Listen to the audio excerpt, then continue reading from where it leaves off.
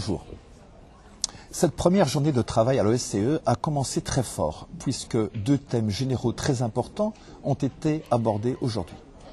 La session de ce matin était consacrée à la violence et à la discrimination contre des communautés religieuses. On a encore pu assister à une mobilisation générale des représentants d'associations musulmanes, de plus en plus nombreuses dans ce genre de débat, venus comme d'habitude se victimiser, c'est-à-dire crier à l'islamophobie. Or, nous savons tous que les actes violents commis par des musulmans sont beaucoup plus nombreux que ceux qu'ils subissent. Une musulmane voilée de Belgique a pris aussi la parole ce matin afin de critiquer notre roi, l'accuser d'adopter un comportement nuisant à la cohésion sociale en Belgique, l'accusant presque d'islamophobie.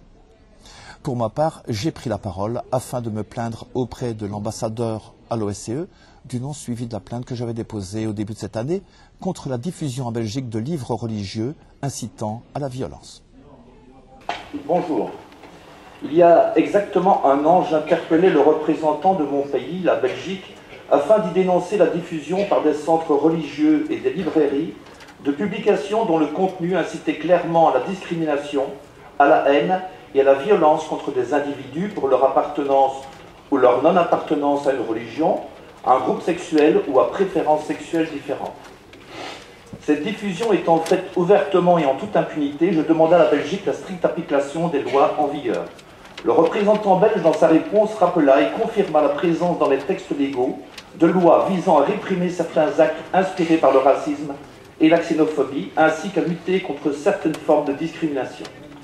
Le représentant belge rappela également que les personnes ou associations ayant une finalité dans le domaine de la protection des droits de l'homme pouvaient saisir les cours et tribunaux belges afin qu'ils se prononcent sur les actes inspirés par le racisme, la xénophobie et la haine. Possédant la qualité requise, j'ai donc déposé plainte auprès des autorités concernées. J'ai également fourni pour étayer ma plainte plusieurs écrits et exemples de textes religieux incitant clairement à la haine et à la discrimination. Un an plus tard, ma plainte n'a pas encore fait l'objet d'aucun suivi et je réitère donc ma demande aux représentants belges afin qu'il soit mis fin à cette situation intolérable et que le droit prévale à nouveau. Merci.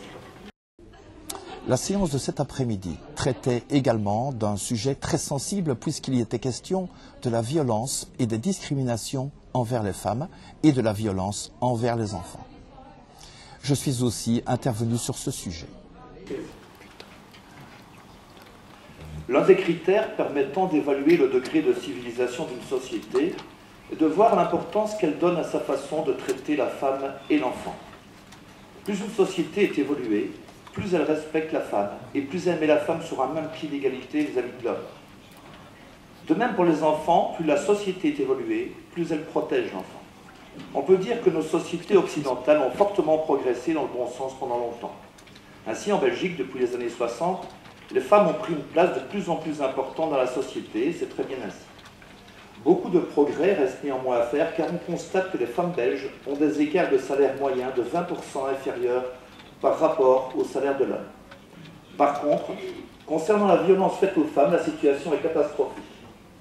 On constate que la présence accrue de certaines communautés religieuses en Belgique va de pair avec l'insécurité croissante à laquelle la femme est de plus en plus confrontée. En Belgique, on enregistre officiellement un viol collectif et 5 viols individuels par jour.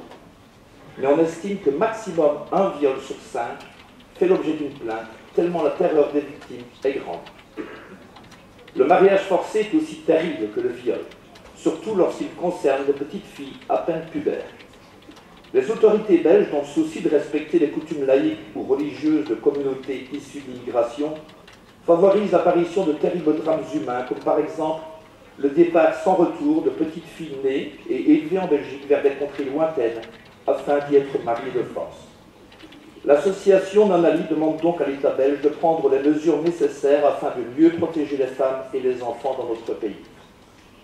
Je profiterai du temps de parole qui me reste pour constater et pour regretter que les violences faites aux femmes ont moins suscité l'intérêt des associations musulmanes que le sujet de ce matin se rapportant aux religions.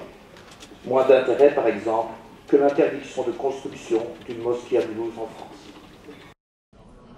Voilà qui clôture cette journée. Je vous propose de nous retrouver demain afin de faire le point sur une journée qui sera consacrée à la liberté d'expression, à la liberté de la presse et à la liberté de se déplacer. Au revoir et à demain.